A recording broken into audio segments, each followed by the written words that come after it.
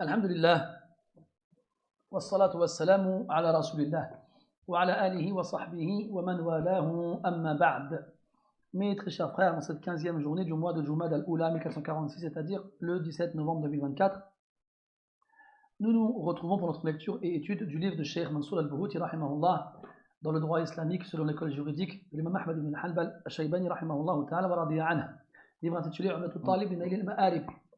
Nous avons fini, alhamdulillah, hier, Kitab al-Qada, et nous passons aujourd'hui à l'avant-dernière partie du livre qui est liée à la précédente, Al-Shahadat. Al-Shahadat, yani les témoignages.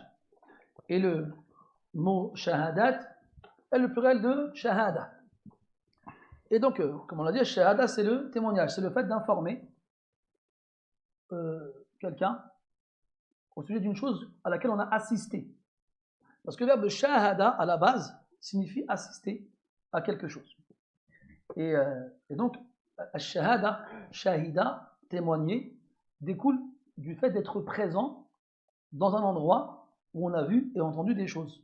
D'ailleurs, un endroit où les gens se réunissent, on appelle ça un mashhad en arabe.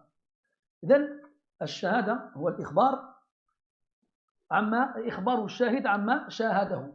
C'est le fait que celui qui a témoigné informe autrui de ce à quoi il a assisté. Et on va voir dans cette partie du kitab de nombreuses choses, notamment son jugement et dans quelles circonstances il a lieu et de qui il est accepté. Et là, mes frères, accrochez-vous à vos chaussettes, ça va faire mal. Samillah. الحمد لله رب العالمين والصلاة والسلام على نبينا وعلى آله وصحبه أجمعين. اللهم اغفر لنا ولشيخنا ولوالدنا وللحاضرين ولجميع المسلمين. قال المؤلف رحمه الله: كتاب الشهادات، تحملها وأداؤها فرض عين على من قدر عليه بلا ضرر في بدنه أو عرضه أو ماله أو أهله، فيحرم كتمانها، ولا يشهد إلا بما علمه برؤية أو سماع أو استفاضة فيما يتعذر علمه غالبا بدونها، كنسب وموت ونكاح وملك مطلق ووقف ونحوه. ومن شهد برضاع أو غيره وصفه وزنا ذكر مكانه وزمانه والمزني بها ونحوه. أحسنت، بارك الله فيك. قال رحمه الله: تحملها. التحمل, c'est le fait de porter le témoignage, c'est-à-dire le fait d'assumer ce statut. تحملها أي تحمل الشهادة. وأداؤها, et le fait de le donner. C'est comme le hadith. التحمل والأداء. التحمل, c'est que je me mette dans les conditions pour prendre le hadith. والأداء, c'est le fait de le donner. Là, le témoignage, c'est pareil. Je me mettre dans les conditions pour le prendre, tout comme je dois me mettre dans les conditions pour le donner. Quel est le jugement du fait de prendre le témoignage et de le donner? Parce que dans certains cas, tu es en train de dire, mais attends, dans quelles circonstances on va prendre le témoignage? Mais des fois, on te demande d'assister à des choses, notamment dans iqamatu al-hudud, dans l'application des peines. Comme on a vu dans Surat An-Nur, Allah a dit وَلْيَشْهَدْ عَذَابَهُمَا طَائِفَةٌ مِنَ الْمُؤْمِنِينَ.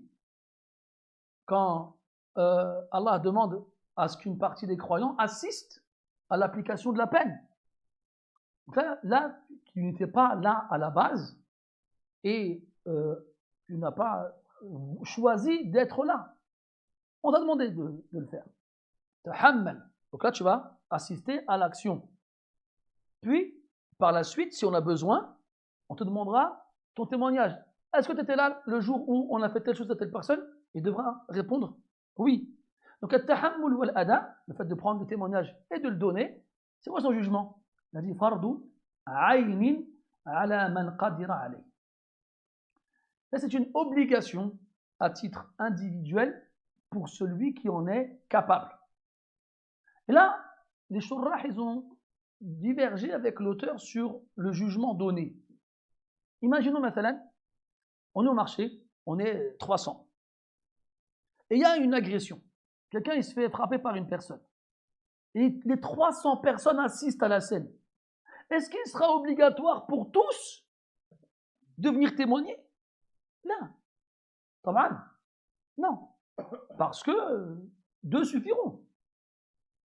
Alors à ce moment-là, qu'est-ce que l'auteur il a voulu dire, rahimahullah? Donc soit c'est un sabqu qalam, pardon, soit c'est un lapsus à l'écrit, et ce qui est visé c'était plutôt fard kifaya, soit il a donné un jugement différent au tahammul et al-ada, que prendre le témoignage, il est fard kifaya, et le donner, il est fard ayn. Comme on l'a dit tout à l'heure, dans le verset, Allah dit وَلْيَشْهَدْ عَذَابَهُمَا طَائِفَةٌ مِنَ الْمُؤْمِنِينَ. Une partie des croyants. Pourquoi une partie et pas tous? Parce qu'une partie suffit. Donc si une partie suffit, c'est pas obligatoire pour tout le monde, mais ça reste obligatoire. Donc ce genre de choses-là, c'est un fard kifaya, obligatoire à titre communautaire, collectif. Donc si on comprend sa parole ainsi, pas besoin de dire qu'il y a un lapsus ou une erreur. Non, tout va bien. Donc il a donné au tahammul un jugement différent de al-ada. Parce que l'ada, quand on te le demande, tu as l'obligation de le donner. Ça, c'est pour tout le monde. Allah dit quoi? وَلَا تَكْتُمُوا الشَّهَادَةَ. Ne cachez pas le témoignage. Et il dit وَلَا يَأْبَ الشُّهَدَاءُ إِذَا مَا دُعُوا. Et que les témoins ne refusent pas de venir quand on les appelle. Donc, il y a l'ordre. Donc, si on revient à l'exemple que j'ai donné, si on est des dizaines, des centaines à avoir le même témoignage, est-ce qu'on va demander à tout le monde de venir? Non. Un nombre précis suffira. On verra après que le nombre dépend des situations. Al-Maqsoud, ce qu'on doit retenir, c'est que dans certains cas, je vais devoir prendre le témoignage. Mathalan, je vais faire un mariage. Je vais dire au frère, ça dit, Elias, Brandon, vous allez venir, on va faire un mariage, on a besoin de 2 témoins. Là, c'est tahammul. Est-ce que tu as le droit de refuser? C'est ça la question qui se pose ici. Ben non, tu n'as pas le droit. L'auteur, il dit quoi? Fard ayn. C'est une obligation à titre individuel. Donc là, si, mathalan, j'ai vraiment du monde, il laisse, il me dit, Marquis, je suis désolé, je dois partir, j'ai un rendez-vous là. Bon, c'est pas grave, je demande à Marwan. Et Marwan, il vient. C'est bon, alhamdoulilah. Donc là, à ce moment-là, il peut refuser, et s'il refuse, il n'aura pas de péché. Donc c'est aqrabila al-kifaya min al-ayn. D'accord? Maintenant, c'est pour le tahammul. Donc dans les situations où j'ai besoin de témoins, quand je vais te demander de témoigner, tu devras venir. Et plus tard, quand ces personnes-là qui ont été mariées, dans l'exemple que je vous ai donné, il y a un conflit entre eux. Imaginons quelqu'un dit, ils ne sont pas mariés ensemble. Je vais voir Brandon et Marwan, je leur dis, les frères, c'est vous qui avez témoigné du mariage? Oui, témoignez comme quoi ils sont mariés. Et là, ils devront donner leur témoignage. Tahammul al-ada. Donc dans certaines circonstances, il est fard ayn. Dans d'autres, il est fard kifaya. Ça, c'est pour le tahammul. Amma al-ada, il est fard ayn. Le fait de le donner, le témoignage, il est obligatoire à titre individuel. Mais l'auteur, rahimahullah, il met comme condition 2 choses. Il dit ala man qadara alayhi bila darar. Al-qudra et adamu wujudi ad-darar. Donc il faut qu'il soit capable de le faire. Parce qu'on verra par la suite que dans certains cas, s'il n'est pas capable de le faire, il n'est plus concerné par l'obligation, comme l'akhras, comme le muet. On a vu qu'on va voir après que s'il écrit, c'est bon. Parce que les mots expriment ce qu'il a voulu dire. Maintenant, s'il peut s'exprimer qu'avec des gestes, c'est pas bon. Parce qu'il n'y a pas de certitude dans ce qu'il a voulu dire vraiment. Et imagine ce qu'il est muet et il est manchot. Il n'a pas de main. Ni il peut parler, ni il peut écrire. Donc comment il fait pour témoigner celui-là? Il ne peut pas témoigner. Et then, d'où la présence de Qudra. Après, il dit bila darar. Donc imaginons j'ai le Qudra, la capacité de le faire, tahammul wal ada. C'est comme un tahammul pour quelqu'un qui est sourd. Là, il ne peut pas prendre le témoignage. Je vais prendre 2 frères à la mosquée pour un mariage, et un des 2 il est sourd. Donc lui, il va regarder sans entendre ce qui se passe. Donc il ne sait pas en fait. Donc lui, il ne peut pas le faire. Bila darar. Sans qu'il y ait un mal à craindre dans le fait de prendre le témoignage ou de le donner. Et là, le darar yaqa'u fi umurin arba'a. Ou arba'a. Donc 4 choses. Badanihi, dans son corps. Irdihi, son honneur. malihi, ses biens, ahlihi, sa famille. Donc si la personne à qui on demande de témoigner craint que cela engendre un mal dans sa personne, sa famille, ses biens, son honneur, alors ce ne sera plus une obligation pour lui de répondre. Voilà qu'il devra obligatoirement, je veux dire, il devra justifier cette crainte. Ça ne doit pas être un wahm, ça ne doit pas être une impression, une supposition. Si c'est une réalité, ou c'est proche de l'être, alors à ce moment-là, son excuse sera acceptée. Si c'est juste une crainte qui n'est pas fondée, qui n'est pas justifiée, on ne l'acceptera pas. قال فيحرم كتمانها. Il est interdit de cacher le témoignage. لقول الله تبارك وتعالى ولا تكتموا الشهادة ومن يكتمها فإنه آثم قلبه. Ne cachez pas le témoignage. Et quiconque le fait sera pécheur, son cœur sera pécheur. Si c'était le manque de temps, on se serait arrêté sur le ta'bir. آثم قلبه. Ajib. Et puis, généralement, moi, quand je m'arrête sur ce genre de verset, je dis, pourquoi il a dit athimun qalbuhu? Pourquoi il n'a pas dit qalbuhu athim? Le premier réflexe qui me vient à l'esprit, qu'est-ce qu'il a dit Ibn Qayyim à ce verset? Là, ce sujet-là. Parce qu'il dit, mashallah, et il a des façons sont extraordinaires. Bref, après, on va chercher les deux tafsirs. Mais, je vous dis, mes frères, la première étape dans le tadabbur, c'est eux. Pourquoi? C'est athimun qalbuhu. Pécheur est son cœur. Si on traduisait plus ou moins littéralement. Pourquoi il n'a pas dit son cœur est pécheur? Pourquoi il dit son cœur et pas autre chose? Parce que dans le Coran, Allah rarement attribue le péché au cœur. Oui. Mais voilà, vous êtes en train de chercher des réponses aux questions, mais c'est bien. Mais arrête de chercher, tu fais pas le truc. Ce que je veux dire, c'est au moins je te le mets dans la tête et toi recherche là la réponse. ثم قال ولا يحل ولا يشهد إلا بما علمه. Il n'a pas le droit de témoigner autrement que ce qu'il sait. Qu'est-ce qu'ils ont dit les frères de Youssouf alayhi salam quand ils sont revenus de leur deuxième voyage en Égypte après avoir perdu leur petit frère Benyamin? Ils ont dit quoi à leur père? وما شهدنا إلا بما علمنا. Nous n'avons témoigné que d'après ce que nous savons. Et ils ont fini en disant وَمَا كُنَّا لِلْغَيْبِ حَافِظِينَ. Et nous ne préservons pas l'invisible. Et pourquoi ils ont dit حافظين et pas عالمين? متبادر إلى الذهن c'est qu'ils disent عالمين. Pourquoi ils disent حافظين? C'est ça. Bref, ça veut dire quoi? Que tu ne dois pas rentrer dans les suppositions. Imaginons maintenant, j'ai vu Foulan la nuit, à 4h du matin, sortir de chez lui, avec une capuche et un bonnet. Il doit y avoir quelque chose. Non, il doit y avoir quelque chose, je dégarde pour toi. Ne témoigne que de ce que tu sais. Il y a un hadith rapporté par Al-Hakim wal-Khallal عن النبي صلى الله عليه وسلم أنه قال ترى الشمس قال على مثلها فاشهد أو دع. Il dit, tu vois le soleil? Il a répondu oui. Il a dit, c'est de la même façon que tu dois témoigner, ou bien laisse. En gros, comme tu vois le soleil, clair, sans aucune ambiguïté, à la fin de la journée, le ciel il est encombré, il y a des nuages, et tu ne sais pas si le soleil il est encore là ou il s'est couché. Tu ne peux pas dire qu'il s'est couché. Donc tant qu'il y a des nuages qui obstruent la vision, abstiens-toi. Mais si c'est clair, alors fais-le. Il a dit ala mithliha fashhad aw da'. De la même façon, témoigne ou laisse.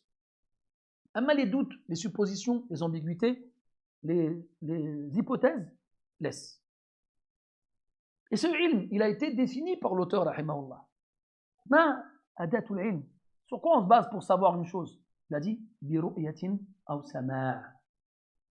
par une vision, quelque chose qu'on a vu, ou une oui, quelque chose qu'on a entendu.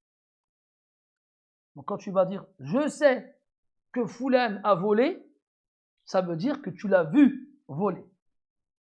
Je sais que Foulan a menti, c'est parce que tu l'as entendu dire le contraire dans un autre contexte.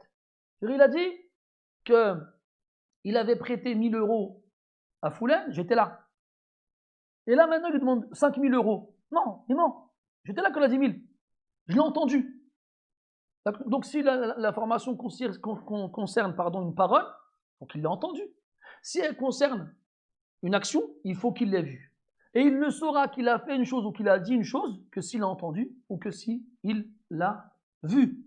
Et là, le fait qu'ils nous disent biru'yatin aw sama', ça veut dire que, est-ce que ça veut dire que les autres moyens d'apprendre la chose sont exclus? Oui et non.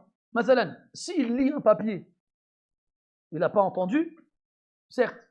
Il n'a pas vu la chose, certes, mais il a lu. Et la lecture, elle est liée à la vision.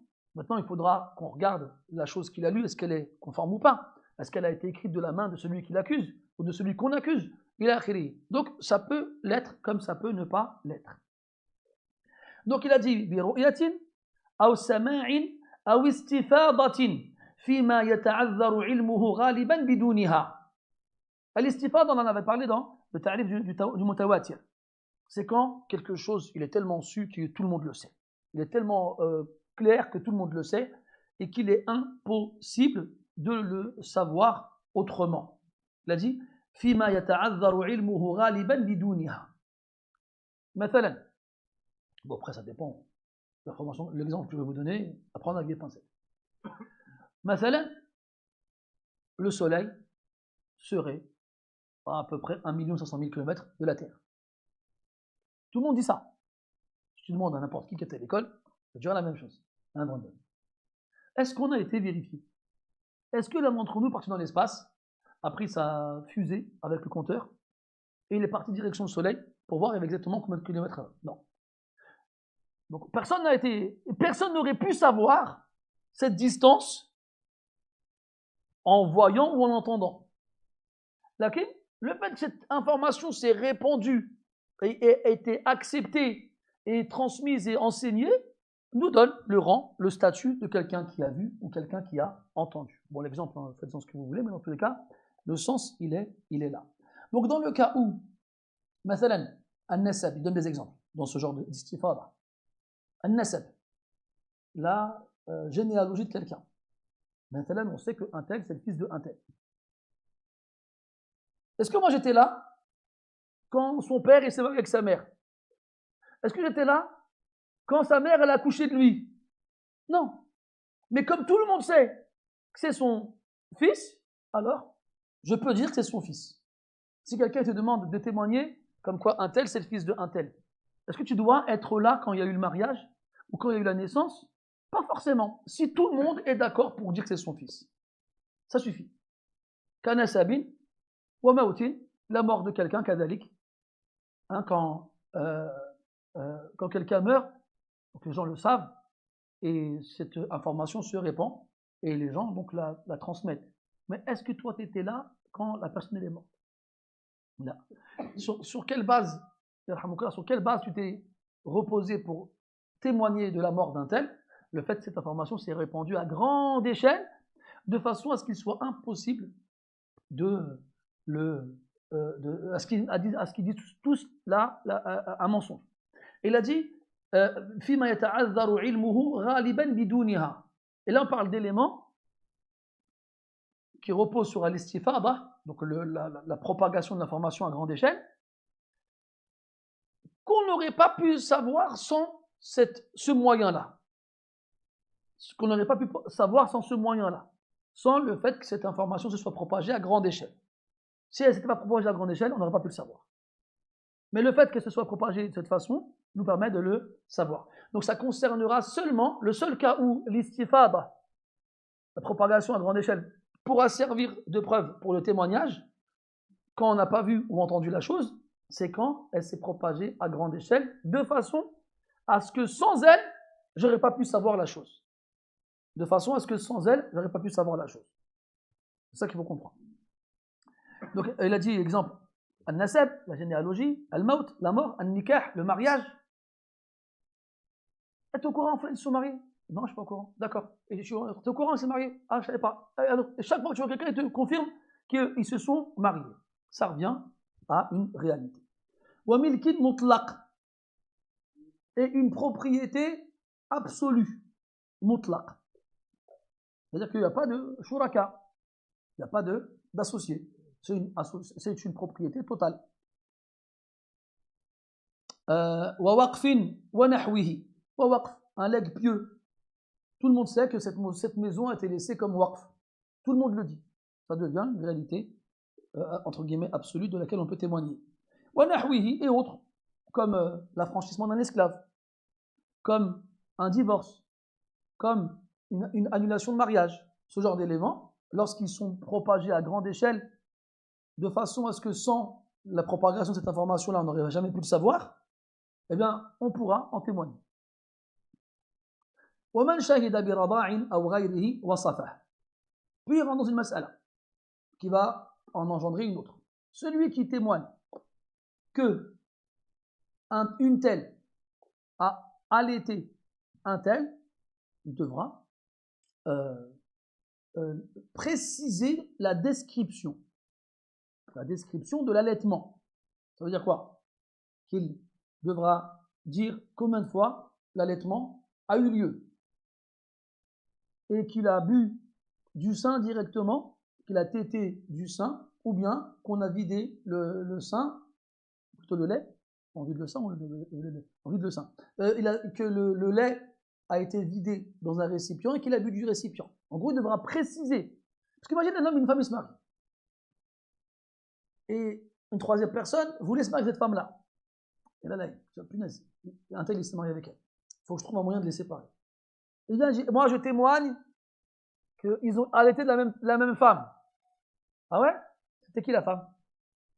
Et là, il galère. Non, comment ça s'appelle déjà? C'est Foulana, quelqu'un que personne ne connaît. Bah, elle est où? C'est qui? Elle habite où? Est-ce qu'elle est encore vivante? Lui, il va sortir un truc à dormir debout. Après, elle va dire, d'accord, ils ont bu combien de fois, les enfants? Je sais pas, je m'en souviens plus. Mais nous, on sait que c'est à partir de 5. Et ils avaient quel âge? Tu vois, et plus je lui pose des questions, et plus il va s'embourber dans des difficultés qui prouveront qu'il ment. Donc, c'est pas des choses à prendre à la légère. Quand tu affirmes qu'un homme et une femme ont bu le lait de la même femme, ils ne sont pas droits de se marier ensemble. Donc, on va devoir les séparer. Donc, on ne peut pas faire ces choses-là. On ne peut pas les prendre à la légère. Alors, on doit être précis. Non. Et quand il dit pareil pour un mariage. Et là, c'est important parce que j'ai remarqué une chose. C'est que quand on se marie aujourd'hui, ou quand on assiste à un mariage, rare, on ne va pas dire, moi personnellement, ça ne m'est jamais arrivé. Quand je marie les gens, on croit que je suis marié une milliard de fois. Je disais, rares sont les cas où des gens, pendant le aqd, ont dit j'ai des conditions. J'ai des conditions. Que ce soit la femme ou que ce soit l'homme. Personne ne parle de conditions. Et c'est important en vrai. Parce que généralement, les problèmes, ils viennent par la suite. Un exemple. Un homme, il a une mère. Et il est fils unique. Sa mère, elle est veuve. Son père, il est mort. Il vit avec elle. Il doit se marier. Il va se marier. Sa mère, il faut qu'il s'en occupe. Donc, s'il veut s'en occuper, il faut qu'elle vive avec lui. Donc, il va chercher à se marier. Il va dire à la femme, écoute, moi, j'ai ma mère. Ma mère, elle a que moi. Ma mère, elle va rester avec moi. Donc, tu acceptes de vivre avec nous. C'est une condition que je te mets. D'accord? Elle a dit oui. Il a été témoin. Pendant l'aqd, le khatib dit, voilà la condition. Les témoins, vous êtes témoins? On est témoins. 6 mois plus tard, la femme a dit quoi? Je ne veux pas vivre avec ta mère. Comment ça tu veux pas vivre avec ma mère? Je veux pas vivre avec ta mère. Mais la condition, il n'y a pas de condition. Comment ça, pas de condition? On va voir le qadi. Le qadi fait venir les témoins. Témoins et témoins. Il y avait une condition. Donc celui qui vient témoigner de l'allaitement d'une quelconque personne, ou autre, c'est-à-dire un mariage avec des conditions. Et moi, mes frères, qui n'êtes pas encore mariés, je vous invite à réfléchir beaucoup sur ce genre de choses. Et c'est les frères comme les sœurs. Pour une fois, je ne ferai pas de différence. Si vous voulez des choses particulières, mettez-les en condition. Ne restez pas silencieux en mode ah non, moi je veux rien. Puis quand vous vous mariez, vous vous disputez pour des choses que vous voulez. Ou bien vous refusez des choses qui sont là. Non. Soyez clairs. C'est des contrats. Le mariage est un contrat. Et le contrat, il repose sur des conditions. Et les musulmans sont tenus de respecter les conditions qu'ils acceptent. Tu as accepté la condition, tu n'as pas ton mot à dire. On t'a pas mis le couteau sous la gorge. Tu ne veux pas, tu refuses la condition, intaha al-amr. Par exemple, voilà, on peut dire la même chose. Moi, je me rappelle un frère, il s'est marié avec une femme. Elle lui a dit, moi, tous les week-ends, je vais passer chez mes parents. Tous les week-ends. Moi, il m'en a parlé, je te marie pas, reste avec tes parents quand tu te maries. Je ne comprends pas ces femmes-là, moi. Bon, bref, elle a le droit, elle a demandé une condition, elle n'a pas imposé. Si l'homme n'est pas d'accord, il refuse et puis c'est tout. Mais le problème, c'est que vous êtes amoureux, les frères. Le frère, il dit toujours, allez, masha'Allah, 5 jours, c'est déjà bien. Alors il dit oui. Puis quelques mois plus tard, le frère, il travaille. Bah oui, il se réveille le matin à 6h, il part à 6h30, il rentre à 19h. S'il est à 86, il est bouché, ce qui est toujours le cas, il rentre à 20h. Il arrive, il est claqué, il mange, il va dormir. Quand est-ce qu'il se repose, lui? Week-end, quand il ne travaille pas entre les 3-8 à la SNCF. Alors, qu'est-ce qui se passe? Sa femme, elle n'est pas là. Je dis, voilà, la semaine, je ne vois pas, le week-end, elle n'est pas là. Je dis, écoute, là, c'est pas possible, ma soeur, il faut qu'on discute. Elle lui dit, non. Moi, je t'ai dit, au mariage, tu as accepté. Qui a raison ici? C'est elle. C'est elle, mes frères. Moi, quand il m'a parlé de ça, je dis, mais pourquoi tu as accepté? Elle était, machallah. Toujours la même.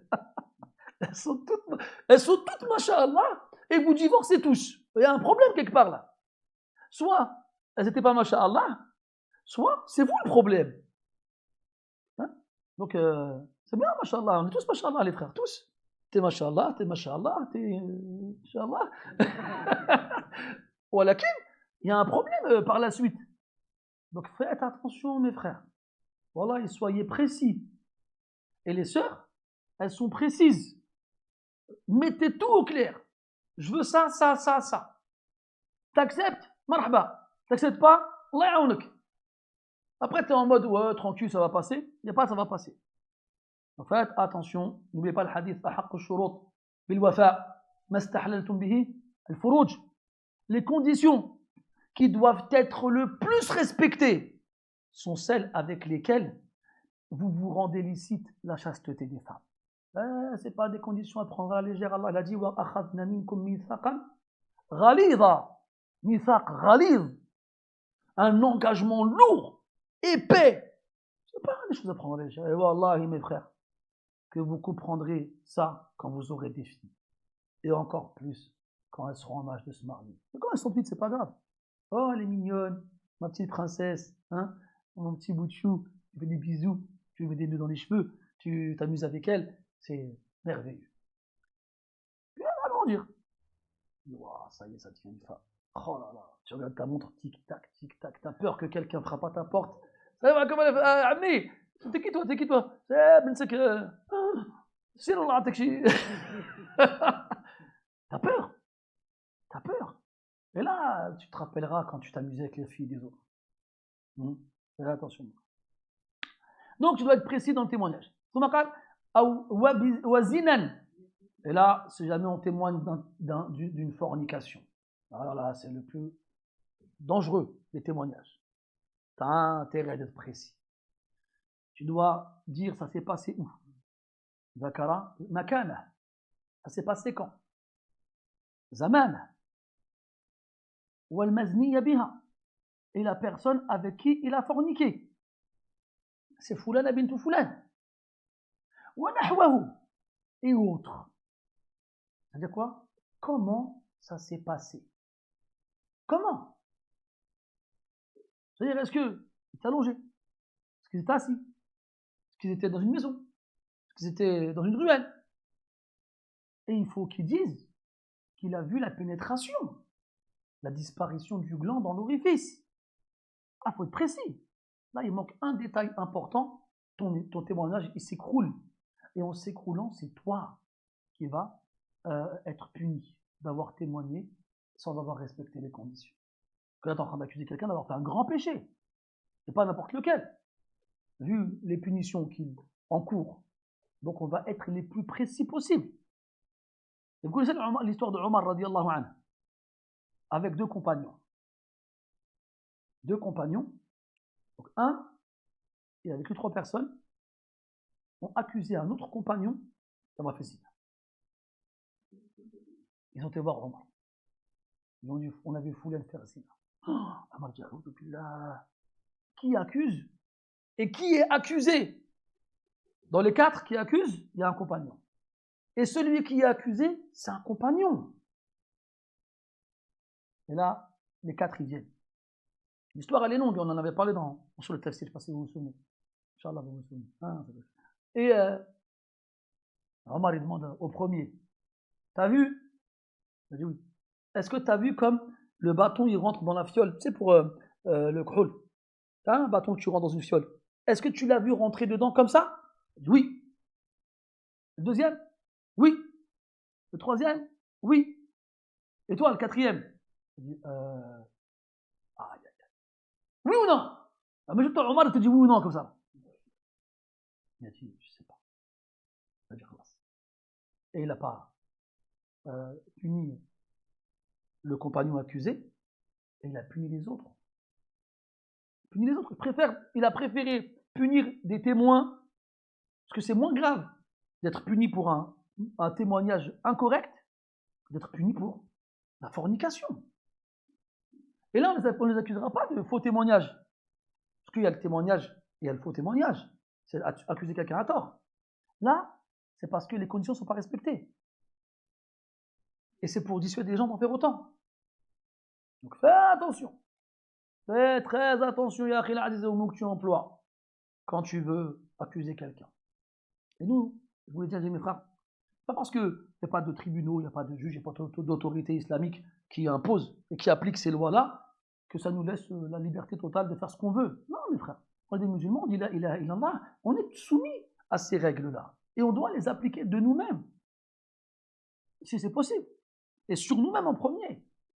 Et si on le fait, on sera récompensé encore plus que des musulmans qui vivent dans un pays musulman et dans lesquels l'autorité musulmane se charge de ces choses-là. Parce qu'on le fait de nous-mêmes. Mais si par contre, on ne le fait pas, on risque d'être puni encore plus.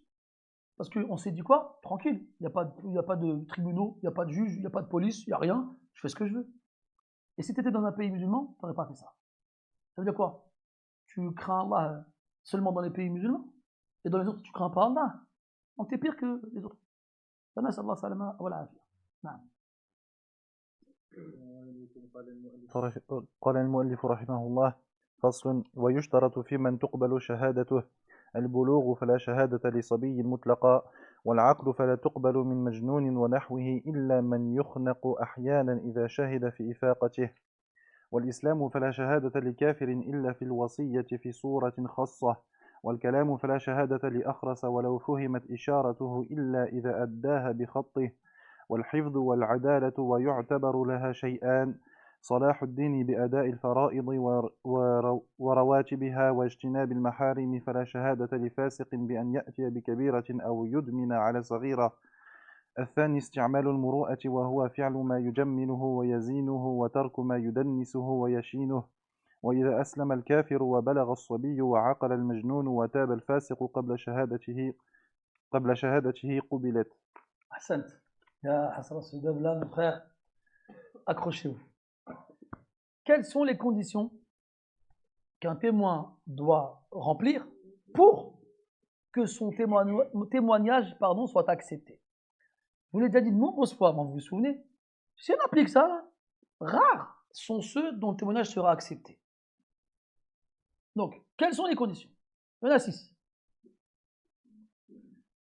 يشترط في من تقبل شهادته. Il y a comme condition pour celui dont le témoignage sera accepté. البلوغ, la puberté. فلا شهادة لصبي مطلقا. Il n'y aura pas de témoignage pour un enfant مطلقا. Pourquoi il dit مطلقا? إشارة إلى الخلاف. Parce qu'il y a une divergence d'un cas, c'est est-ce que on accepte le témoignage d'un enfant pour un autre enfant? Une des enfants, ils se battent. Et un, il crève l'œil de l'autre. Donc là, il y a d'autres enfants, ils sont là. On est là, comme quand on était petit, on joue au foot, on a 7 ans, 8 ans. Il y a quelqu'un, il met un tacle, il casse l'autre, il s'énerve, il se chamaille, et paf, il lui crève un œil. Il n'y a que des enfants. Est-ce qu'on dit on n'accepte pas leur témoignage, c'est des enfants? Parce qu'imagine celui qui crève l'œil, il dit j'ai rien fait.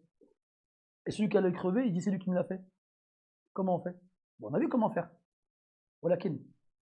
Il y a des enfants, ils disent on a vu, c'est lui qui l'a fait.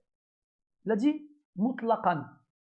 Donc selon l'avis de l'auteur, rahimahullah, même les témoignages des enfants entre eux n'est pas accepté. Et selon notre avis, c'est accepté. Mais dans le madhab, le mashhour, c'est ça. والعقل فلا تقبل من مجنون ونحوه. Deuxième condition, l'aql, la raison. On n'acceptera pas le témoignage d'un majnoun, quelqu'un qui ne l'a pas, ونحوه. Quoi النحو المجنون? C'est le ma'touh. Le ma'touh, c'est celui qui est limité intellectuellement. Je pense, wallahu a'lam, qu'on associerait ça à un autiste aujourd'hui peut-être. Wallahu a'lam. Bref, إلا من يخنق أحيانا هكذا عندك يخنق نعم يخنق أحيانا إذا شهد في إفاقته. معنى الخنق هنا يعني يذهب يزول عقله طارة ويعود أخرى. C'est quelqu'un qui va avoir des pertes de raison partielle et temporaire. Va la perdre, va la retrouver. Va la perdre, va la retrouver. Bon, j'imagine, c'est une pathologie qui doit exister. Ah, il a regardé.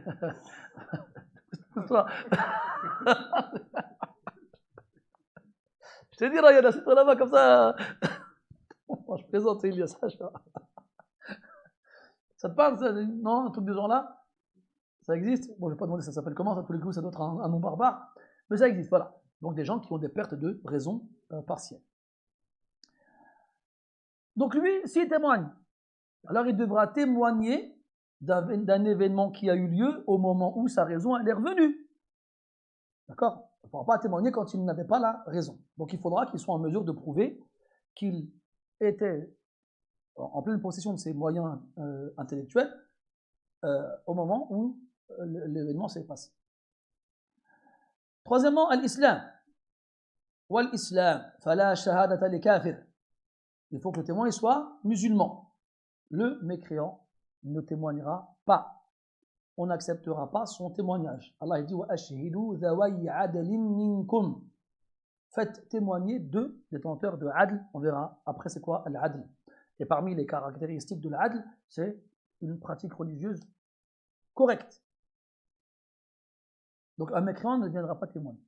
Illa fil wasiyyati fi suratin khassa. Sauf dans le testament, dans une forme spécifique. Il y a un seul cas où on accepte le témoignage du kafir. C'est dans le testament. Mais pas le testament de façon absolue. Que dans un cas spécifique en rapport avec le testament. C'est laquelle? Et l'auteur ne la donne pas. C'est celle qui est mentionnée dans la fin de Surat al-Ma'ida. Allah Ta'ala dit Ya ayyuhalladhina amanu shahadatu baynikum idha hadara ahadakum al-mawtu hina al-wasiyyati ithnani dhawa adlin minkum aw akharani min ghayrikum.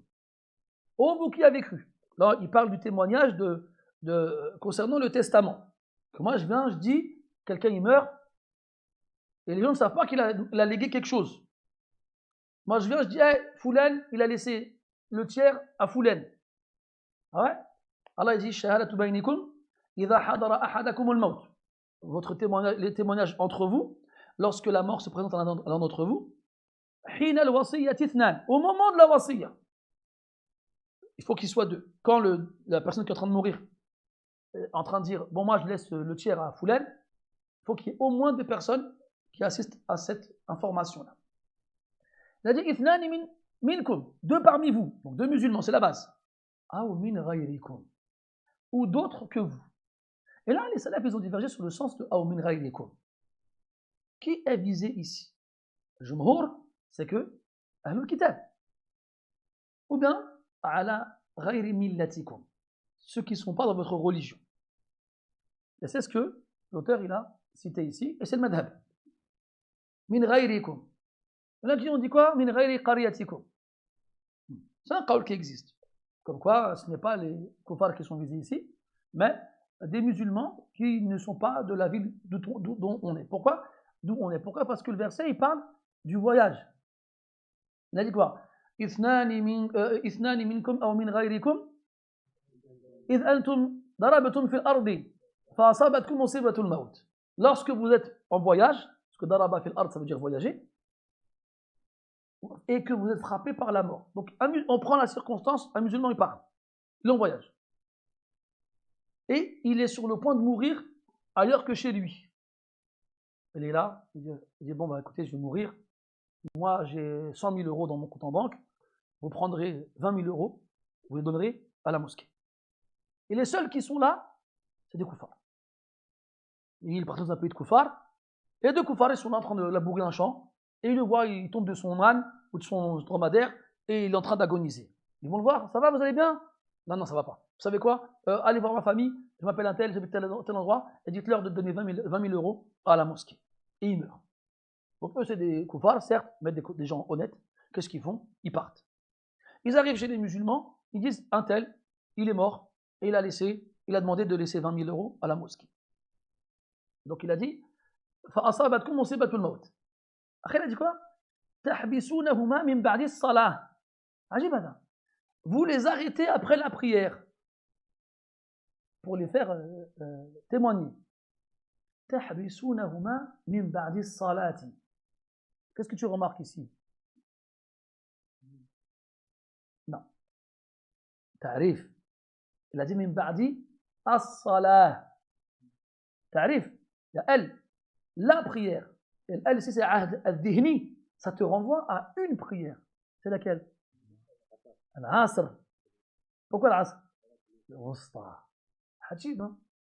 Qui aurait pu se dire, en lisant ce verset, et ça c'est rapporté encore par les salafs, Abu Musa al-Ash'ari radiyallahu anhu, et je sais plus si c'est Omar, j'ai un doute, Muhim, il le faisait comme ça. C'est arrivé, et ils l'ont appliqué après l'Asr.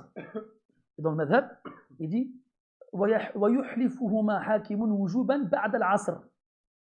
Et dans deux raisons. La première, la question que je viens de, l'information que je viens de vous donner par rapport au verset. Min ba'di as-salah.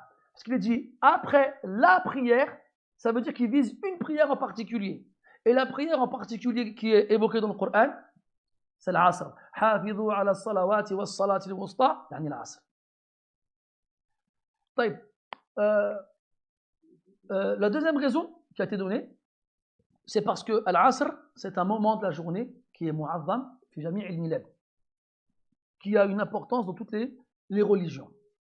Et donc, eux aussi vont accepter de témoigner à ce moment-là. Et même si ce n'est pas des koufars, on les fait jurer quand même. Pourquoi al-mas'alatu tata'allaqu bil amwal? Parce que c'est une question en rapport avec les biens. Et les biens, ils sont sacrés. Ils sont sacrés. Donc on ne peut pas se permettre de prendre les choses comme ça. Et on va les faire jurer. C'est le seul cas où on acceptera le témoignage d'un kafir. Sinon, on n'accepte pas son témoignage. Quatrième condition, al-kalam.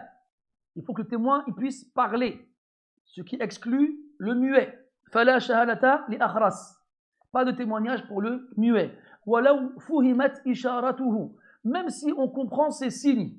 Donc on sait que les muets, les sourds-muets, ils parlent par le biais de signes. Ils font des mouvements avec leurs mains. Et on peut comprendre ce qu'ils veulent dire. Même si on comprend ce qu'ils veulent dire, on ne prend pas leur témoignage. Pourquoi? Parce qu'il n'y a pas de certitude. Il n'y a pas de certitude. Ces langages-là, ils sont, comment dirais-je, globaux. C'est de la globalité. C'est une série de sens qu'on fera comprendre à travers des gestes. Mais ce n'est pas aussi précis que des mots. Donc on ne pourra pas se baser sur le langage des signes pour accepter le témoignage. Par contre, s'il écrit, on pourra l'accepter. Parce que c'est considéré comme du kalam. إذن إلا إذا أداها بخطه. Sauf si il donne son témoignage à l'écrit. Donc là, on l'acceptera. 5e condition. Al-hifz. Al-hifz, c'est la mémoire. Quelqu'un qui retient les informations. Ce qui exclut al-mughaffal. Celui qui est absent, celui qui est là sans être là, il se souvient de rien.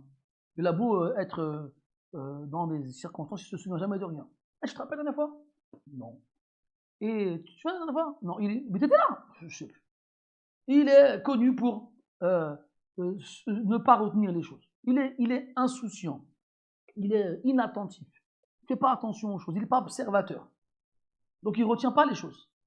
Ou bien, c'est quelqu'un qui se trompe souvent ou qui oublie souvent. D'accord? Donc ce genre de personnes-là, on n'acceptera pas leur témoignage. Maintenant, tu lui demandes aujourd'hui de te raconter l'histoire, il te la raconte. Je lui demande le lendemain, il a oublié la moitié. Le surlendemain, il a oublié le tiers. À la fin, au bout d'une semaine, je ne m'en souviens plus. Et tu ne peux pas lui faire confiance. Parce qu'il risque de mettre en danger les gens. Donc jusqu'à présent, ça va. Plus ou moins. Là, on arrive dans le vif du sujet. 6e condition. Et dernière, al-adala. Al-adala qu'on traduira par la justice ou l'équité. Parce que l'adl, c'est la justice et l'équité. Inna Allah ya'muru bil-adl. Inna Allah ya'muru bil-adli wal-ihsan. Al-adala, c'est l'équité. Ça, c'est d'un point de vue linguistique. Parce que en arabe, linguistiquement parlant, al-adala bima'na l'istiqama. L'istiqama, c'est la droiture. C'est quelque chose qui est droit. C'est quelque chose qui n'est pas tordu. Et c'est ce qui s'oppose à al-jawr wa dhulm, l'injustice et l'inéquité. Et shar'an, quand on parle de droiture, c'est istiwa ahwalihi ad-diniya.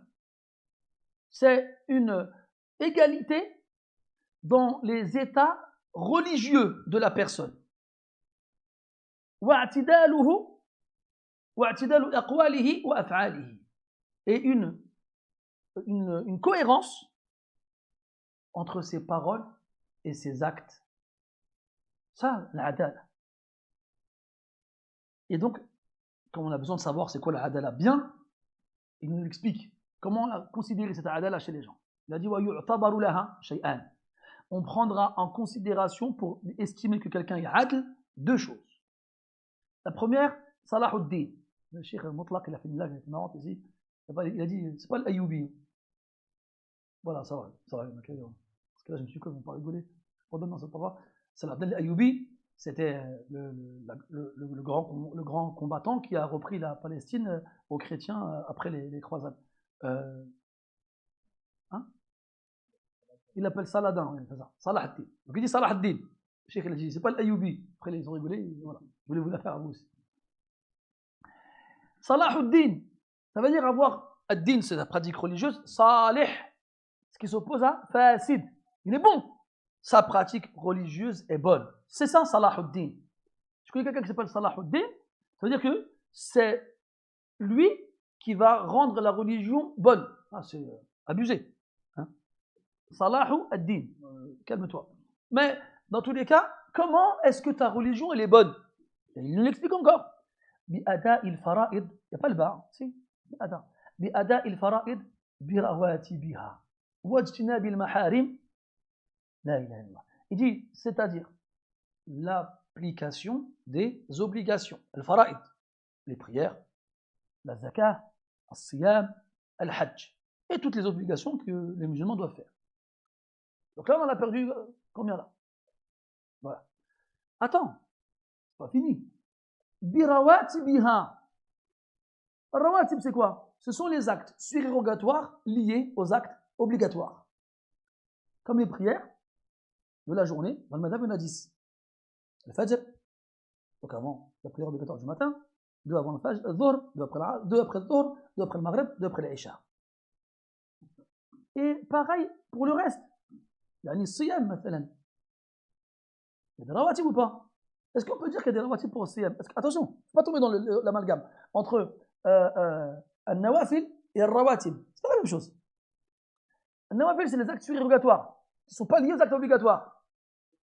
Non? Ouais, voilà. Attends. Et al-rawatib, c'est les actes surérogatoires qui sont liés aux actes obligatoires.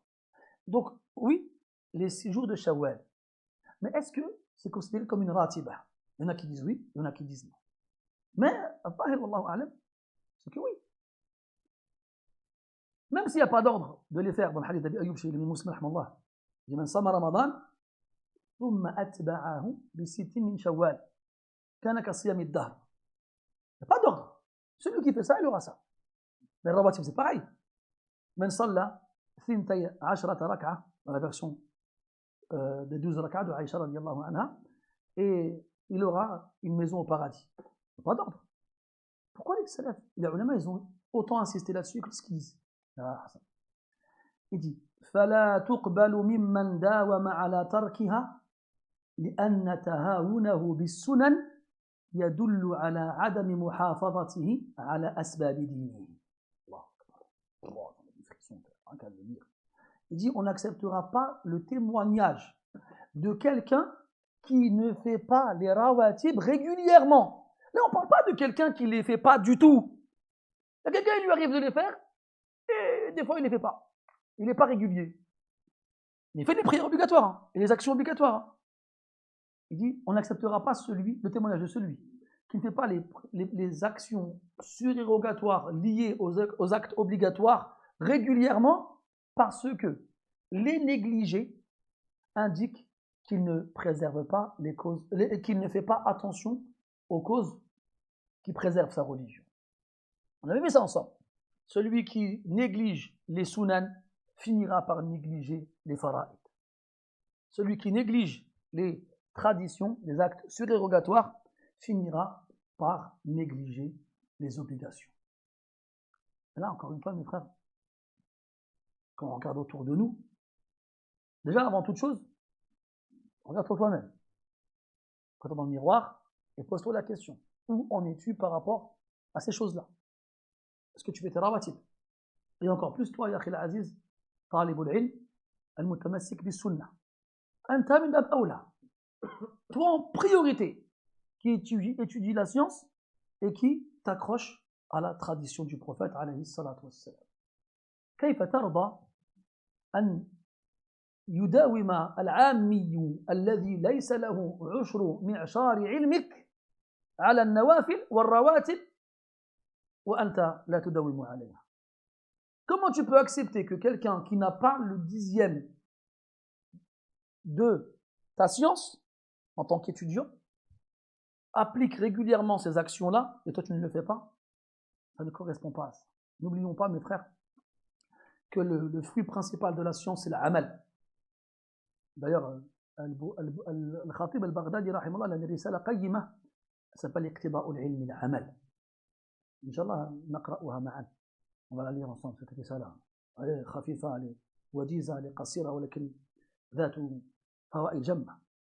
طيب, il a dit, deuxième point à prendre en compte pour savoir si quelqu'un est adl, ijtinabu al-maharim. Ijtinabu al-maharim. Al-ijtinab, on a dit, être à l'opposé des interdictions. Et nous savons, mes chers frères, qu'il y a 2 types d'interdictions. Donc c'est les petits péchés et les grands péchés. Et subhanallah, l'imam Ahmed, rahimahullah, une parole qui fait peur aussi.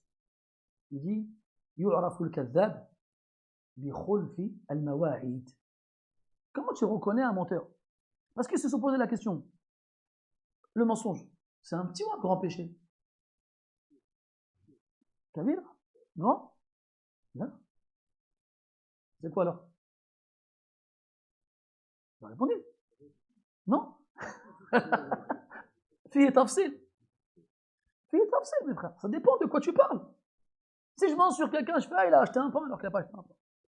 C'est un grand péché. Si je mens sur l'islam, sur un savant, sur le prophète, sur Allah, c'est un grand péché. Ça dépend. Taïb. Maintenant, prenons le cas du péché à la base qui est un petit péché. Pardon, du mensonge qui à la base est un petit péché. À la base, c'est un petit péché le mensonge. Voilà qu'il. Si quelqu'un passe son temps à mentir, est-ce qu'il n'a pas un autre statut? Pourquoi? Mais encore. Mais encore. Mais encore. Mais encore. Mais encore. Mais encore. Mais encore. Tout ce que vous dites, c'est vrai. Hein. Mais j'attends une autre réponse. C'est ce que tout le monde dit depuis tout à l'heure. Hein? Non?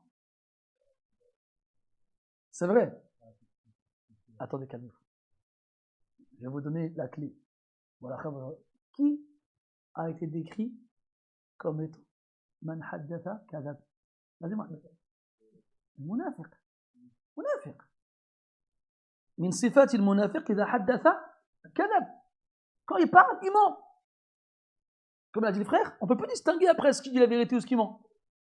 Quant à la mas'ala, al-mudawama ala as-saghira taj'aluha kabira, le fait de faire régulièrement un petit péché le transforme en grand péché, na'am, aussi. Mais ça se rejoint. Ça se rejoint. Et moi, pourquoi je n'ai pas accepté cette réponse que vous avez quasiment tous dit? Parce qu'on a un nas. Et quand on a un nas, il est muqaddam. Quand on a un texte, il est mis en avant. Le Rasul, il a dit Man haddatha kadhab, c'est le munafiq. Du moins, le hadith. Donc, le mensonge, à la base, c'est un petit péché. Mais dans d'autres cas, ça peut en devenir un grand. Et l'imam Ahmed, il dit, tu veux savoir comment reconnaître un grand menteur? Celui qui ne respecte pas ses rendez-vous. Bi khulfi al-mawa'id. Chaque fois que tu donnes un rendez-vous, il n'est jamais là. C'est un kadhab. Ou plutôt, c'est lui qui donne des rendez-vous. Que tu dis, viens, je dois te rendre de l'argent, il va venir, tu pourras être sûr, il va venir. Mais c'est lui qui doit venir. Vas-y, tranquille, demain, Inch'Allah. Non, demain, désolé, j'ai eu un empêchement. Vas-y, après-demain, Inch'Allah. L'après-demain, désolé, ma voiture n'a pas démarré. Troisièmement, il revient, il vient jamais au rendez-vous qu'on lui donne. Après, l'auteur dit, rahimahullah, fala shahadata li fasiqin. Pas de témoignage pour un fasiq. Si un fasiq vient et témoigne, on n'accepte pas son témoignage. Même s'il fait les obligations et les rawatib avec. Non, on voit des gens, machallah, il prie toutes les prières à la mosquée, il fait toutes les rawatib. Et c'est un fasiq. Pourquoi? Parce qu'il fait un grand péché. Ou bien yudawimu ala saghira. Ou bien il fait constamment un petit péché, sans se repentir. Et ça, encore une fois, il y en a beaucoup. Tu vois, le mudawama ala saghira. Il dit quoi après? Il dit, rahimahullah. Il dit, bi'an, c'est quoi le fasiq? Bi'an ya'tiya kabiratan, ou yudmina ala saghiratin. C'est qui le fasiq? C'est celui qui va faire un grand péché. Et le grand péché, comment on le reconnaît? Donc, soit il est dit clairement dans le texte que c'est un grand péché, comme Ala unabbi'ukum bi akbaril kaba'ir, ijtanibu sab'a al-mubiqat, min al-kaba'ir kada wa kada. Donc là, c'est dit clairement que c'est des grands péchés. Il n'y a pas d'ishkal.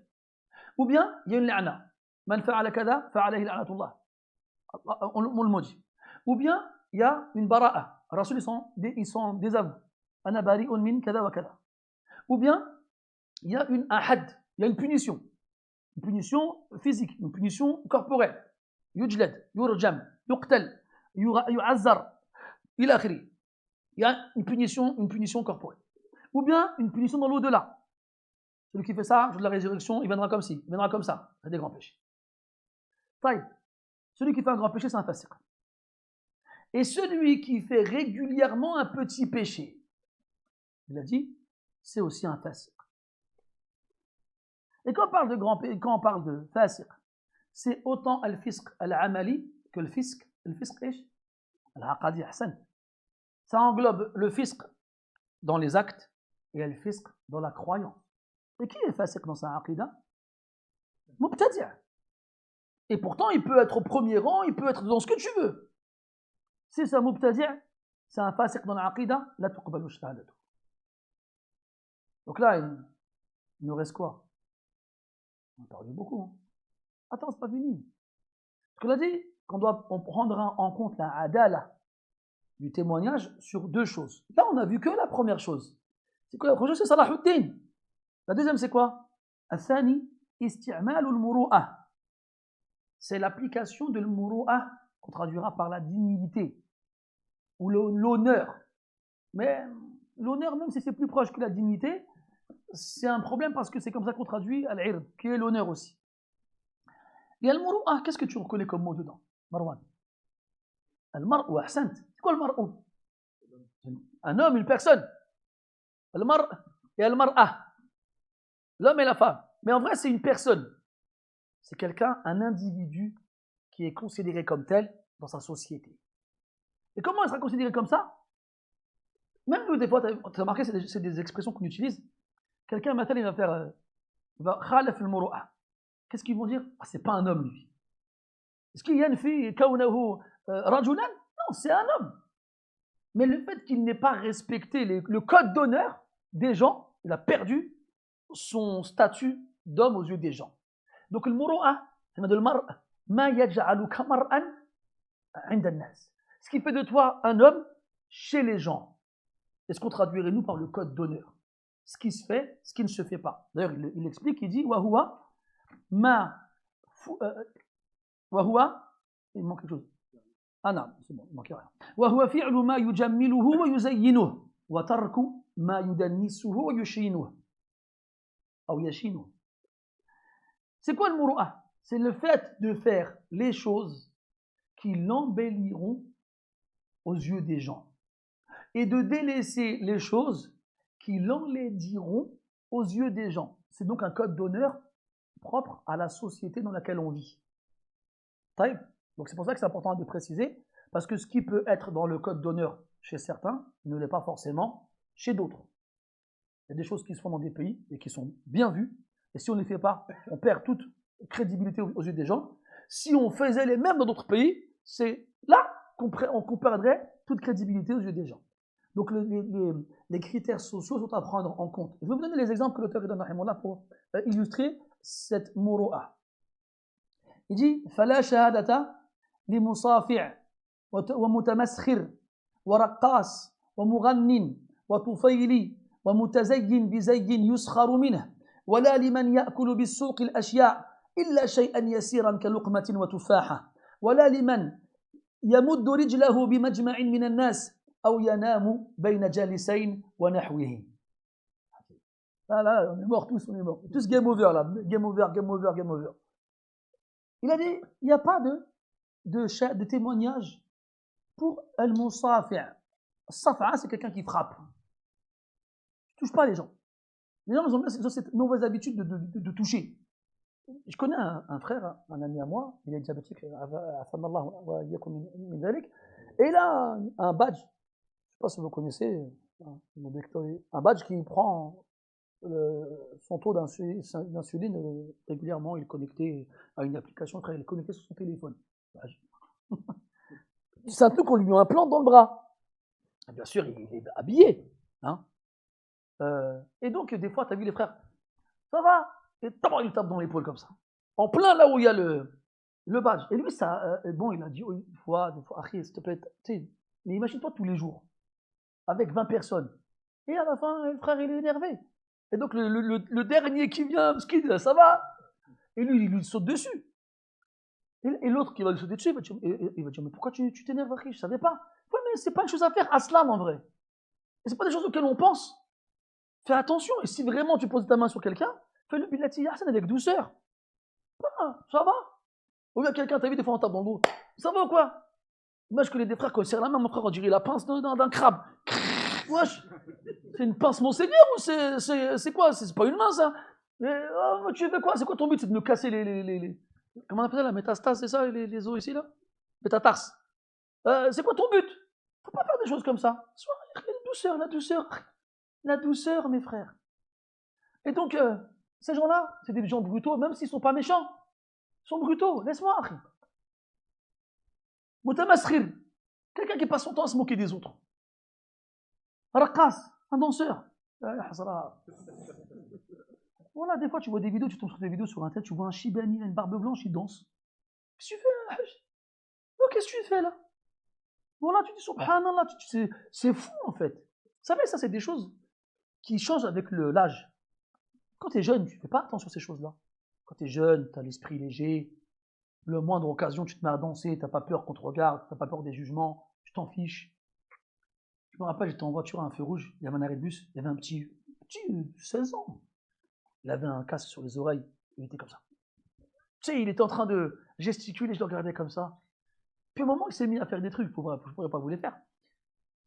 Tu vois, t'es dehors, les gens te regardent. Il était tout seul, lui. Il était tout seul, lui. Il n'y avait personne avec lui. Mais t'es ridicule, en fait. T'es ridicule. C'est ça qui est fort. C'est qu'on a rendu le ridicule bien. C'est devenu bien. Oh, regarde, il danse bien. Il danse bien. Il danse. C'est ça qui devrait te calmer, en vrai. Dans les mariages, c'est la porte ouverte à toutes les fenêtres. C'est du gros n'importe quoi. Ouais. Je sais plus c'est qui. Un frère, il y a pas longtemps, il m'a montré une vidéo dans un mariage au bled. Un Shibani, il y a de la musique et tout ça. Il saute. Après, il se jette par terre. Il y avait un tapis et il s'enroule dans le tapis. Tu l'as vu ça là ou pas? Il s'enroule dans le tapis. Qu'est-ce qu'il fait? Pourquoi tu fais ça? Ouais, subhanallah. Comment il peut conserver un sérieux aux yeux des gens, celui-là? Imagine, t'es son fils. Tu dis, wesh, qu'est-ce qu'il fait? T'es son propre fils. M'intarda bien. T'as plus envie de sortir avec, t'as peur que les gens se marrent. Regarde, c'est lui qui s'enroule dans le tapis. Hachim. Il dit Mouramin, un chanteur. Toufaïli, c'est les curieux, les pique-assiettes. Tu vois, donne-moi-en. Non, deux secondes des pique-assiettes. Donne-moi-en. Tu es là, t'es comme ça, manger un sandwich. Donne-moi-en. Ou bien il se met à côté de toi et il te regarde comme ça. Allez, donne-moi ton sandwich. Tu vois, les pique-assiettes, ceux qui grattent. Mutazayyin bizayyin yuskharu minh. Ah, écoutez-le bien, c'est le frère. Celui qui va s'habiller avec des vêtements qui vont pousser les gens à se moquer de lui. Ne pousse pas les gens à te moquer de toi. Tu n'as pas le droit de te moquer des gens. Tu ne dois pas non plus te donner le bâton pour te faire taper. Donc quand les gens s'habillent, habille-toi comme eux. Et s'ils mettent un vêtement, si pour eux mettre un genre de vêtement est source de raillerie, ne va pas le faire. Ne pousse pas les gens à se moquer de toi. C'est comme quelqu'un qui sortirait avec des tongs en hiver. Pourquoi il fait ça lui? C'est obligé, il va attirer l'attention. Tu dis, pourquoi tu fais ça, frère? J'ai 2 paires de chaussettes et j'ai des grosses bottes. Après, je dis, ouais, mais moi, ça me dérange pas. Moi, j'ai connu un frère comme ça il y a longtemps. Toi, je te parle il y a longtemps, nous, c'est pas mal. T'as vu, là, on est presque en décembre. Ça va, il fait pas froid beaucoup. Nous, on a connu les moins 15, moins 20 degrés ici. Je me souviens, moi, on sortait de la mosquée, en hiver, on avait froid. 2 paires de chaussettes, des grosses. Et lui, il vient, pieds nus, tongs. J'arrive. Elle a rahma pour tes orteils. Mais non, normal. Zama, il faisait tout va bien. Je fais là, Zama, je t'écrase le pied, ça te fait rien.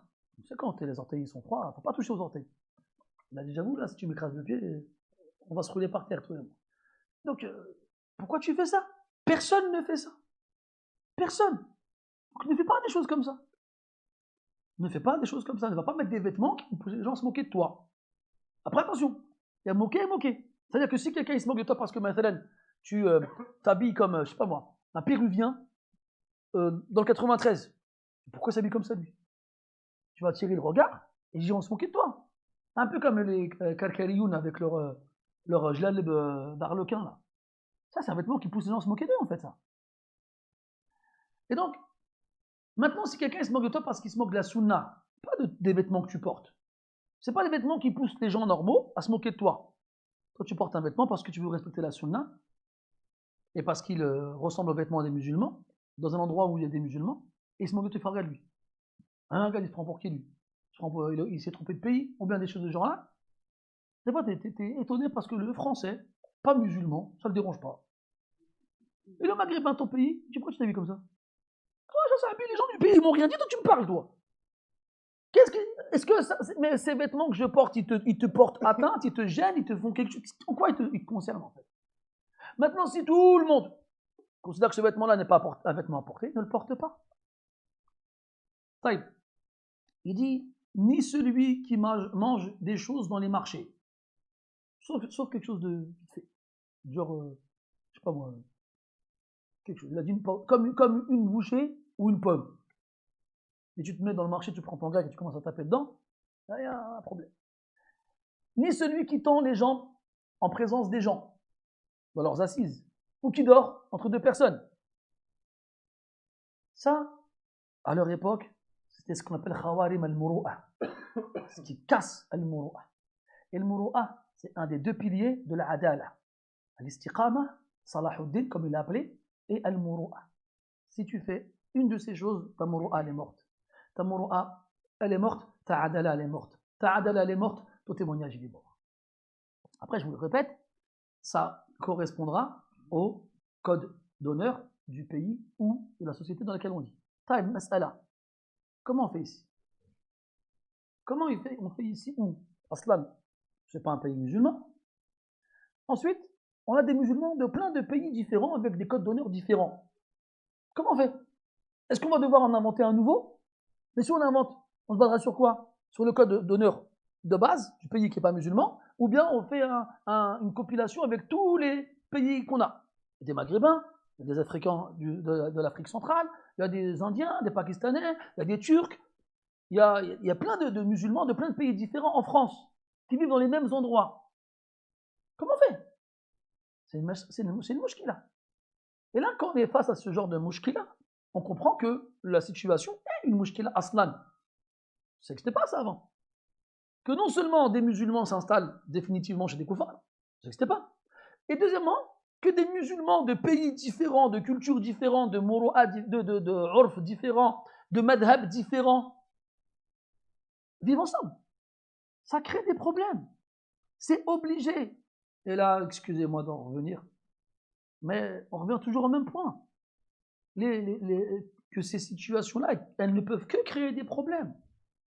Et que la meilleure des choses à faire, c'est de rester entre nous.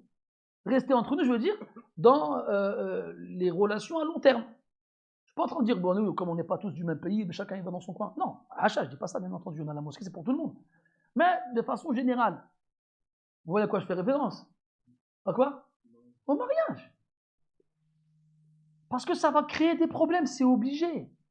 Maintenant, si tu prends, je vais prendre un exemple, un Cap-Verdien. Il n'est pas là notre Cap-Verdien national. Je prends un Cap-Verdien qui a vécu, grandi au Cap-Vert, chrétien. Il vient en France. Il vient en France, il grandit en France avec des Français d'origine différente. Il se convertit à l'islam. Il se marie avec une Marocaine. Ce Cap-Verdien, en épousant la Marocaine, il épouse la famille, il épouse la culture. Donc il devient Marocain par alliance. Pas de problème. Parce que lui, il ne va pas rentrer en problématique avec son épouse d'une origine différente par rapport à leur différence d'origine et de culture et de code d'honneur. Il va épouser tout ce qui vient avec son épouse parce qu'elle vient d'un pays musulman. Donc là, c'est faisable.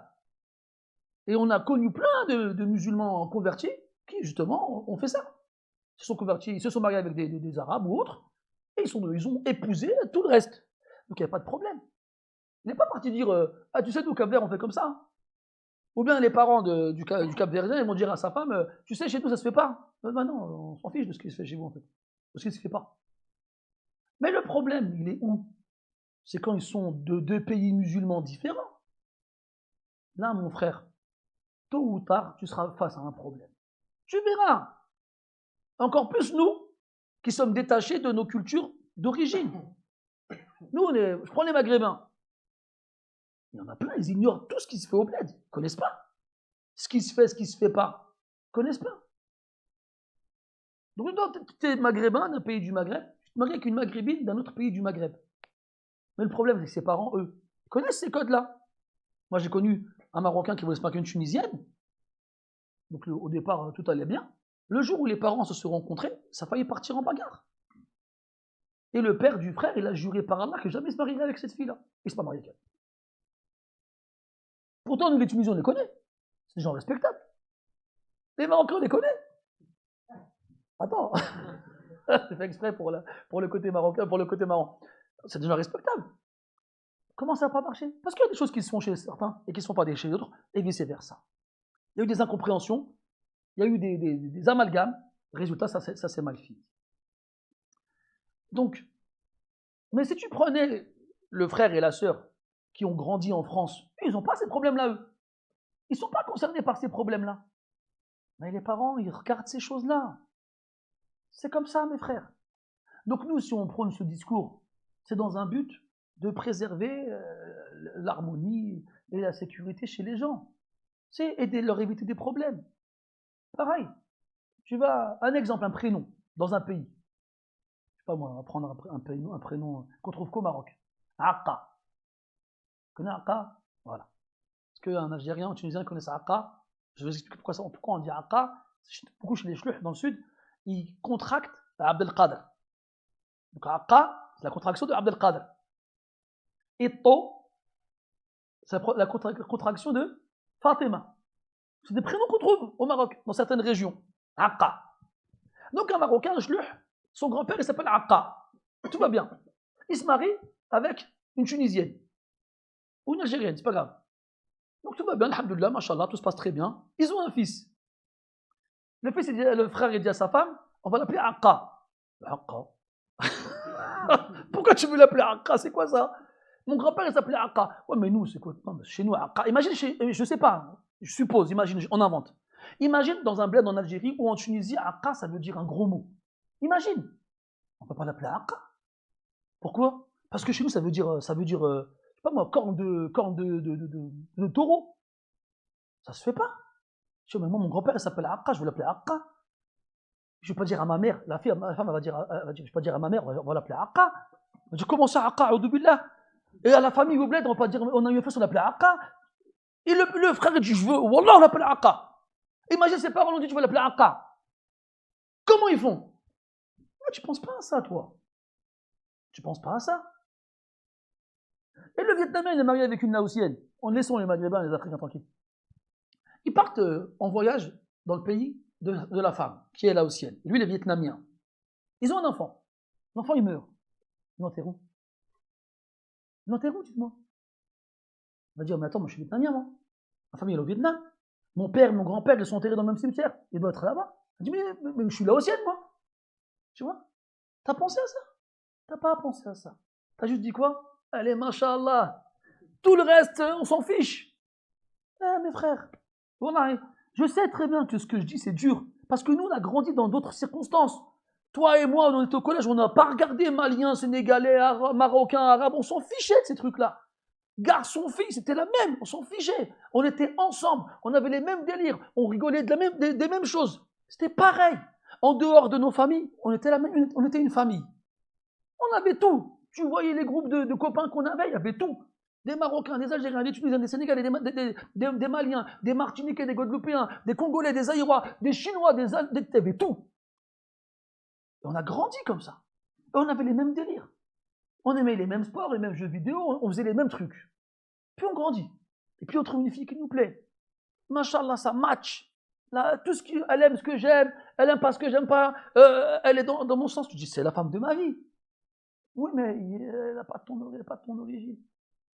Donc là, tu dois élargir le champ de vision et inclure dedans des éléments qui vont faire partie de ta vie à long terme. Tes parents, ses parents, ta famille, sa famille, ton pays, son pays, ta culture, sa culture, et plein d'autres choses encore. Réfléchis, Akhi al-Aziz, et ya Ukhti al-Aziza. Parce qu'il ne faut pas agir sur un coup de tête impulsivement. Qu'un jour ou l'autre, on sera face à des problèmes et on ne saura pas comment réagir. Bref, je me suis éloigné, vous m'excuserez. Donc le dars de sur le fiqh, ce sera pour la prochaine fois, Inch'Allah. Ah, Allah musta'an. Et donc, il dit, tout ça, mes frères, c'est pour accepter le témoignage. Vous avez vu? Combien de gens, ils ont témoigné contre d'autres, bighayri haqq, injustement, alors qu'on n'aurait jamais dû accepter leur témoignage. Eux, dans des pays qui respectent ces conditions-là, ils n'auraient jamais eu le droit de témoigner. Toi, tu témoignes, c'est là, tu l'aurais jeté, chassé avec des pierres. Lui, il vient, il se met sur Internet comme ça, fait une vidéo, il accuse les gens. Normal. On ne sait même pas c'est qui. C'est qui tout? Qui es-tu? Dire avant d'apparaître sur Internet, on ne savait même pas que tu existais. Il apparaît, on ignore tout de lui. Oh, mais attends, calme-toi. Tu fais les prières à l'heure? Oh, mais Chris, je vois pas le rapport. Ah, vous passez, moi je vois le rapport. Et supposons qu'il dit oui, d'accord. Tu fais les rawatib? Non, allez, ça dégage. Ça dégage. Tu vois, on n'a pas besoin d'aller loin. Pas besoin d'aller loin. Et là, aujourd'hui, normal. Un tel ou une telle, ils viennent sur Internet. Et ils disent pas des petits trucs. Hein. C'est des accusations gravissimes qu'ils lancent sur Internet. J'aime bien parce qu'aujourd'hui, ils les appellent les lanceurs d'alerte. Ah, et les gens, ils courent. Et ils propagent. Et ils t'imposent de prendre position. Oh, mon Khalil, moi, j'ai rien demandé à personne. Je vois des fous qui font des trucs de fous. Ça m'intéresse pas de venir faire la même chose qu'eux. Et quand toi, tu ne veux pas prendre position parce que c'est n'importe quoi, on te le reproche. Ça m'est arrivé, moi. J'ai rien demandé à personne. Je suis là avec vous, on passe un bon moment ensemble, machallah. Pourquoi t'as rien dit dans quelque chose? Pourquoi je dirais quelque chose, en fait? C'est plutôt ça la question qu'il faut poser. Ne reproche pas d'avoir rien dit, mais plutôt demande-toi, toi, pourquoi tu as dit quelque chose. Les règles elles sont respectées, il n'y a rien qui est respecté. Rien du tout. Et moi, je dois, en plus de prendre parti, je dois m'exprimer. Je ne m'exprime pas. Laisse-moi tranquille. Ali, il a demandé à des sahaba de participer avec eux à la bataille. Ils ont dit non, on ne rentre pas là-dedans. Il leur en a voulu, il leur en a pas voulu. Parce que c'était Moultabis. Je t'habille. Un tel et une telle, ils ont des problèmes, je dois mettre mon nez dedans, moi. Je ne mets pas mon nez dedans, moi. C'est pas mes affaires. C'est leur problème. Et qu'est-ce qu'on va régler ça sur Twitter? Mes frères, vous avez tous regardé comme moi. Dans les informations, des fois, ils parlent d'affaires qui sont jugées dans les tribunaux. T'as pas remarqué? Quand ils montrent des images, c'est quoi? Bon, t'as pas remarqué. C'est des croquis, c'est des dessins. Ils n'ont pas le droit de filmer. Ils ne filment pas. Il y a un gars dedans, il est là avec un calepin, il dessine. Il dessine l'accusé, il dessine le juge, il dessine les avocats. Et quand il parle du jugement, c'est que des images. Ils n'ont pas le droit. Tu vois, la loi française, elle interdit que les séances au tribunal soient filmées ou soient retransmises. Et toi, tu vas sur Twitter ou bien sur un autre réseau social et tu laves ton linge sale en famille. C'est quoi ces bêtises-là? C'est fou quand même. C'est fou. Donc là, je parle de certaines histoires, peut-être que vous voyez à quoi je fais référence, mais pas que. Quand il y en a un, il vient, il dit, Foulaine, il a dit telle et telle chose. Ça y est, c'est bon. Le coup près de la guillotine, ça va sur la tête de la pauvre personne qui est accusée. On lui demande même pas, on lui laisse même pas le droit, qui est son droit, d'accepter ou de nier. Même pas. Ça y est, là, il est coupable. Quoi qu'il dise, quoi qu'il fasse, il est coupable. Cette injustice-là, mes frères, elle ne passera pas inaperçue auprès d'Allah Azza wa Jalla. Et Wallah. Et c'est pas parce que tout le monde sombre dans cette injustice qu'on va les suivre. Et comme l'a dit le prophète à un de ses compagnons, Kun kabni Adam al-Maqtoul. Soit comme le fils d'Adam qui a été tué. S'il y a une injustice, eh bien que je préfère la subir que de la faire subir. Et c'est comme ça qu'on devrait tous réagir, mes frères.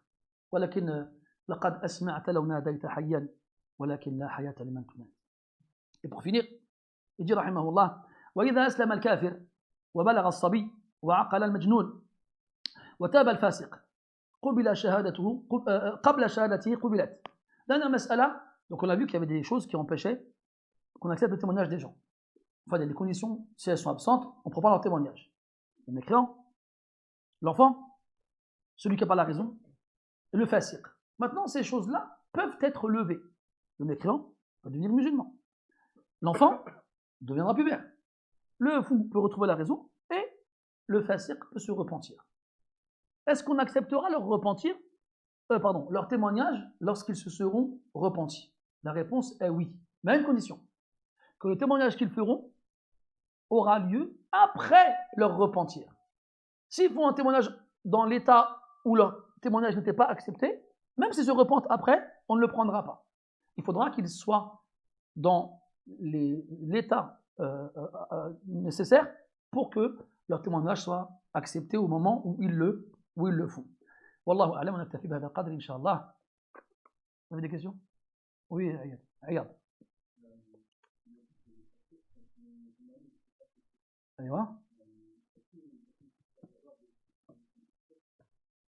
Alors, se raser la barbe, est-ce que c'est du fisc?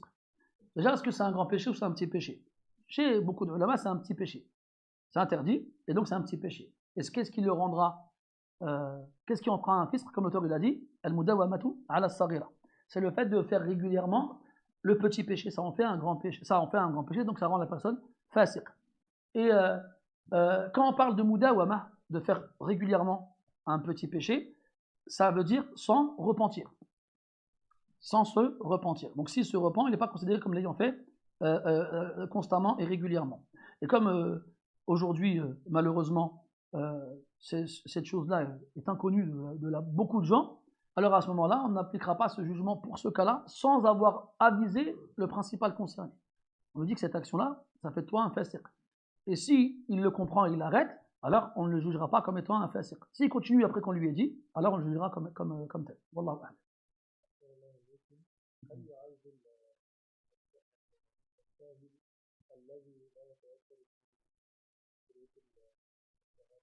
بحسب سبب عدم توفرها. إن كان فسقا وأقر بذلك ولم يكن له عذر فنعم يعذر. نعم. Oui. Rappelle-moi ton prénom. Elias. Ah oui, c'est vrai. J'avais oublié que l'asl, c'est Asma'ikum Al-Yus. Oui. Oui.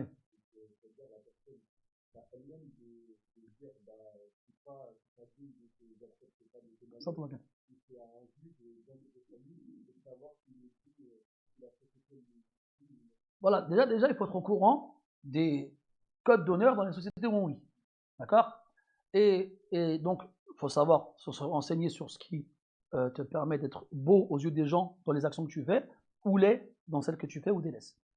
Donc, quand tu as un regard général là-dessus, techniquement, tu es censé respecter ces règles-là. Et si tu les ignores et que tu viens, et ce sera au juge justement de voir si tu les respectes ou pas. Donc, comme tu as dit, il devra se renseigner avant d'accepter le témoignage ou pas. Voilà. Donc, pourquoi c'est pas clair? Parce qu'il n'y en a pas une pour tout le monde. C'est pour ça qu'on ne rentre pas dans le détail. C'est aux gens d'être conscients de ces choses-là. Et on le sait, ça se fait pas. Tu vois? Un exemple. Aujourd'hui en France, et même dans beaucoup de sociétés, ça ne se fait pas de divorcer une femme enceinte. Ça ne se fait pas. Mais shar'an, c'est quoi le jugement? Yajouz. Yajouz. Maintenant, le fait que ça ne se fasse pas, eh bien, si ça, à cause de ça, les gens ils te dénigrent ou bien te méprisent, ne le fais pas. Attends qu'elle accouche et tu la divorceras par la suite. Wallahu a'lam.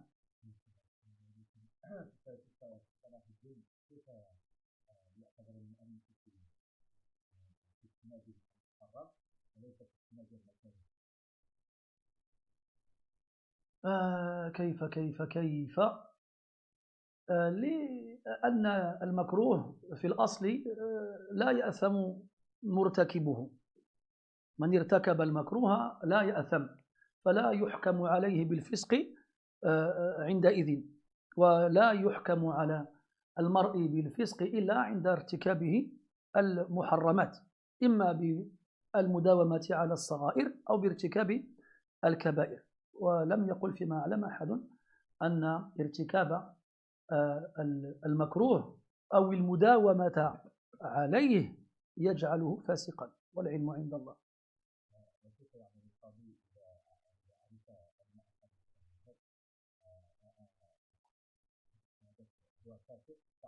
الشهود تقصد الشهود فاسق بعد القضاء لا بحسب المقضي به يختلف ينظر هل يوجد شاهد آخر يؤكد ما سمعه منهما فيعتبر بالشهادة الزائدة وإلا نظر في جنس المقضي به والله أعلم هذا له أجوبة متعددة تفضل أخي نعم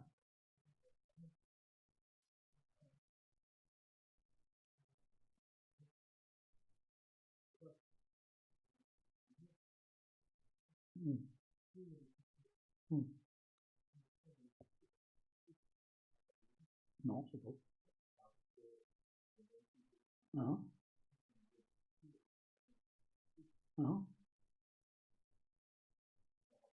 Ça dépend le pays. C'est pas une règle absolue qu'on appliquera dans tous les pays. Et puis on regardera aussi le madhab du pays. Parce que si le pays il est Hanafi, mathalan, et que nous on connaît rien du madhab Hanafi, et qu'on voit les gens faire des choses, on aura l'impression qu'ils font n'importe quoi. Mais ça aura un asl en fait. Une règle de base. Un pays musulman, pendant des siècles, sa culture, elle est fondée sur l'islam. Et ensuite, quand je dis l'islam, sur leur vision de l'islam. Et la vision de l'islam des gens, elle revient au madhab qui suivent. Donc quand on a un madhab rasmi dans un pays, officiel dans un pays, yaghlibu ala dhann que ce que les gens vont faire, c'est en rapport avec ce madhab-là. Madhab-là qui correspond à l'islam. Maintenant, si ce n'est pas un pays musulman, à ce moment-là, c'est autre chose. Ce que je disais tout à l'heure. Maintenant, quand on parle de prendre en compte ces choses-là, c'est l'islam qui nous demande de prendre en compte ces choses-là. Donc ce qui nous a fait prendre en compte le urf et les adat, c'est le din. Sans le din, on n'aurait pas pris ça en compte. Parce qu'à une époque, il y a même des fuqaha, ils ont dit quoi? Ils ont dit on ne se marie pas dans des écoles, quand les adeptes d'une école différente, même s'ils viennent du même pays, à cause des khilafat que ça va engendrer. Ces choses-là, tu me dis la religion, pareil la religion. C'est-à-dire, je vais prendre un Marocain sunni et un Thaïlandais, une Thaïlandaise sunniya qui ont vécu en France, mais on est d'accord que nous, ashab sunna, on a tous une sunna différente. Ah non, c'est sunna, ah non, c'est pas sunna, même nous qui prétendons tous suivre la même sunna, on ne fait pas les mêmes choses. Ces choses-là, justement, comme elles ne sont pas contrôlables, on ne peut pas les mettre dans un seul truc, on est obligé de mettre des barrières, sinon ça va forcément engendrer des problèmes. Et la qaïda de base, c'est quoi? C'est que tout ce qui va engendrer des problèmes, on doit fermer la porte. C'est ce qu'on appelle saddu al-dhari'a. Naam, Soufiane.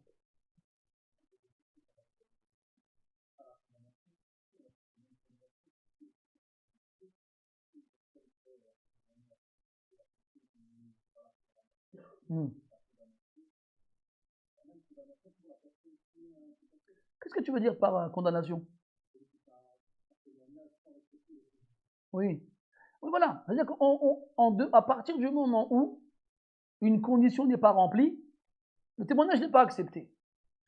Que ce soit quelqu'un qui néglige les prières ou quelqu'un, comme tu as dit, qui n'a pas respecté le code d'honneur.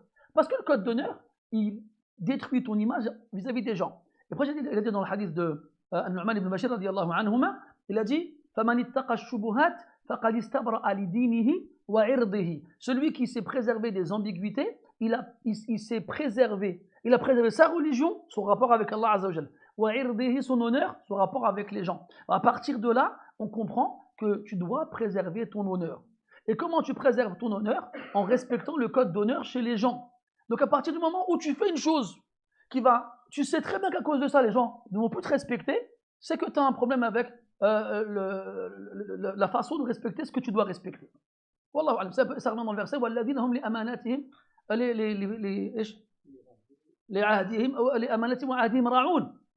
Et l'amana rentre dedans, ça. Tu dois préserver l'amana qui t'a été confiée, c'est cette dignité qu'Allah t'a donnée. Je m'excuse auprès des frères dans le groupe. Inch'Allah, on répondra la prochaine fois. Subhanakallahumma bihamdika nashhadu an la ilaha illa anta nastaghfiruka wa natubu ilayk. Wa sallallahu ala nabiyyina Muhammadin wa ala alihi wa sahbihi wa sallam walhamdulillahi rabbil alamin wa barakallahu fikum.